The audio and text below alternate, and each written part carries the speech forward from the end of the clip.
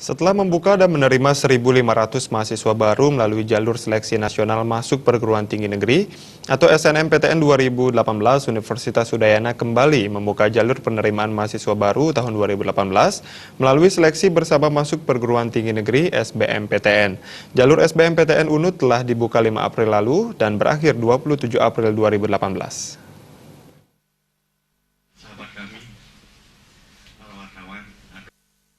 Ujian tulis dibagi menjadi dua, yaitu ujian tulis berbasis komputer dan ujian tulis berbasis cetak akan dilaksanakan bersamaan dengan daftar ulang SNMPTN pada 8 Mei 2018 mendatang. Sementara kelulusan hasil SBMPTN akan diumumkan 3 Juli 2018 mendatang. Sampai saat ini, 5.000 lebih calon mahasiswa mendaftarkan diri melalui jalur SBMPTN. Syarat khusus untuk bisa mendaftar lewat jalur SBMPTN yaitu siswa lulusan SMA SMK atau sederajat tahun 2016 dan tahun 2017. Sementara siswa lulusan tahun 2018 minimal harus memiliki surat keterangan lulus. Di samping itu, peserta SBMPTN memiliki surat keterangan sehat sehingga tidak mengganggu kelancaran pembelajaran saat kuliah di program studi masing-masing.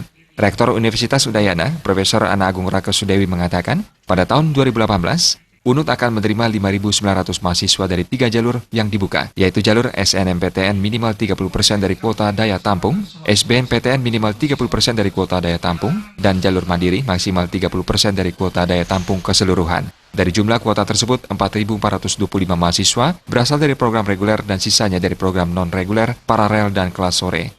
Dilaksanakan pada 8 Mei ini, sampai saat ini masih menerima calon pendaftar yang akan ikut seleksi di SBMPTN ini. Ya, seperti tadi juga sudah disampaikan bahwa seleksinya melalui jalur UTBC, ya, ujian tulis berbasis cetak dan juga ujian tulis berbasis komputer atau kombinasi dari kedua jalur tersebut. Ya, tentu saja saya harapkan pelaksanaan SBMPTN ini dengan mengikuti aturan-aturan yang telah ditetapkan seperti apa yang telah tercantum di dalam peraturan operasional baku SBMPTN tahun 2018.